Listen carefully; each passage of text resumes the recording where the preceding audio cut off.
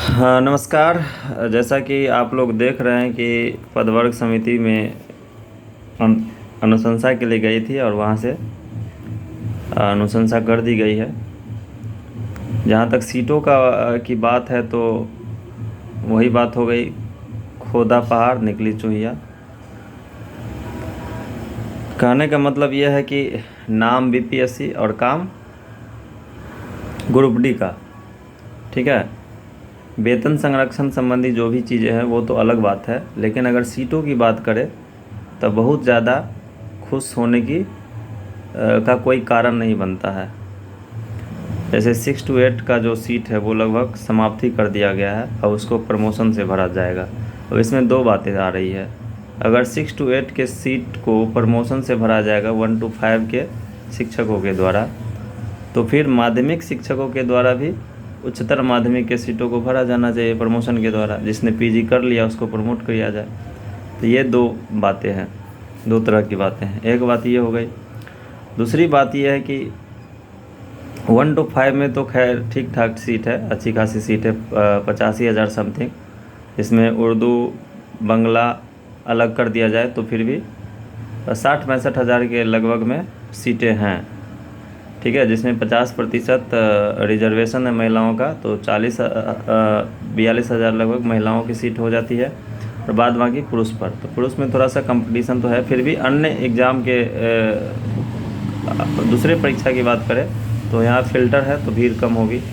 40 हज़ार अगर एग्ज़ाम के थ्रू अगर बहाली किया जा रहा है तो अच्छी खासी सीट है।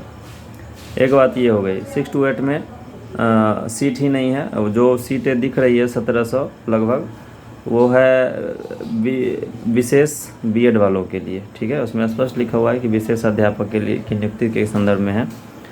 तो जिन्होंने विशेष बीएड किया है, स्पेशल बीएड जो होता है, उसके लिए वो सीटें हैं, ठीक है। तो जो सीटेड पेपर 2 पास है उसके लिए निराशा भरी खबर हो सकती है, चाहे वो किसी भी सब्जेक्ट के हो, ठीक है।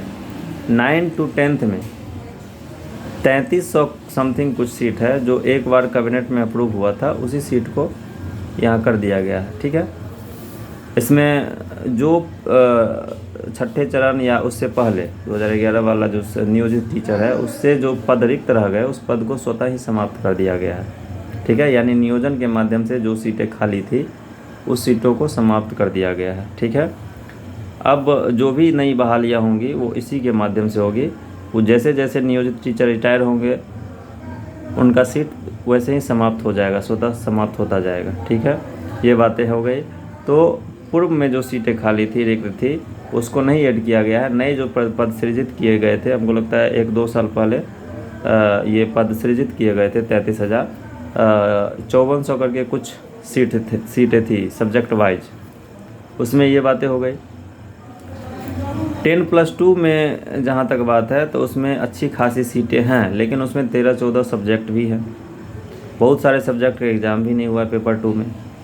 जैसे सोशल साइंस का पेपर 2 नहीं हुआ, जिसमें हिस्ट्री वगैरह हो गया, हिंदी हो गया, तो ये सब का पेपर 2 में एग्ज़ाम नहीं हुआ था। अब उसको सरकार कैसे करती है, जिसका एग्ज़ाम नहीं हुआ उसको कैसे बहाली करती है, ये देखने वाली बात होगी, ठीक है। तो कुल मिलाकर के हम कह सकते हैं जो अभी अप्रूवल आया है उसके अनुसार से बहुत ज़्यादा उत्साहित होने वाली खबर नहीं है। हाँ, चूँकि एग्ज़ाम लेना ही है, एग्ज़ाम ले ही रहा है, तो आप लोग पॉजिटिव वे में तैयारी कीजिए, ठीक है। क्योंकि अब वो बातें गई कि एग्ज़ाम नहीं होगा, चाहे कुछ भी हो जाए, आंदोलन हो या कुछ भी हो, परीक्षाएं लेनी ही हैं।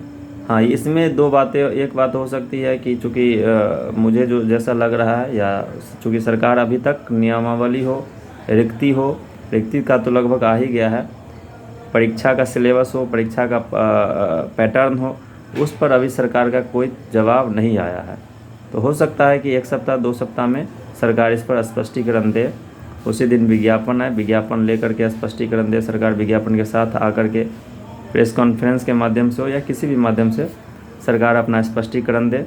तो उसमें नियोजित टीचर के लिए क्या है वो उनका परीक्षा अलग हो सकता है, ज़्यादा संभावना यही लग रहा है, ठीक है। क्योंकि नियोजित पद, अब नियोजित शिक्षक भी जो परीक्षा पास करेंगे उसका वो राज्यकर्मी यानी परमानेंट टीचर होंगे, तो उनके बाद जो परीक्षा पास कर जाएंगे उनके द्वारा जो रिक्त पद बचेगा वो पद स्वतः ही समाप्त हो जाएंगे। तो ये बातें हो गई, ठीक है। तो कुल मिलाकर के यही बातें थी, मोटा मोटी बात। अब ये है कि अगर आप तैयारी प्रिपरेशन में लग रहे हैं तो 6 to 8 को तो भूल जाइए। 1 to 5 के लिए जो सिलेबस होता है, जैसे 1 to 5 में मैथ भी पूछेगा, ठीक है। जैसे सीटेट का पेपर 1 होता है, मोटा मोटी आप उसको सिलेबस मान करके अभी तैयारी कर सकते हैं, बाद बाकी सिलेबस आने के बाद पता चल जाएगा। तो शिक्षण शास्त्र तो सब में कॉमन होंगे ही, आप उस पर फोकस कीजिए। बिहार बोर्ड की जो पुस्तकें होती है अगर आपके पास अवेलेबल है तो ठीक है, नहीं तो SCERT की वेबसाइट पर आपको वो बुक मिल जाएगी, ठीक है। आप उसका अध्ययन कीजिए। लुसेंट वगैरह को आप देखते रहिए जब तक सिलेबस जारी नहीं होता तब तक। लेकिन मुख्य रूप से आप SCERT के बुक का अध्ययन कीजिए या NCERT का भी अध्ययन कर सकते हैं, ठीक है। तो ये बातें हो गई 1 to 5 के लिए। 6 to 8 में सीट है ही नहीं। 9 to 10 आप सब्जेक्ट वाइज जो आपका सब्जेक्ट है उसके ऊपर फोकस कीजिए। जैसे अगर आपका साइंस है, बैकग्राउंड साइंस है, ग्रेजुएशन साइंस है, तो आप साइंस के टीचर बनेंगे।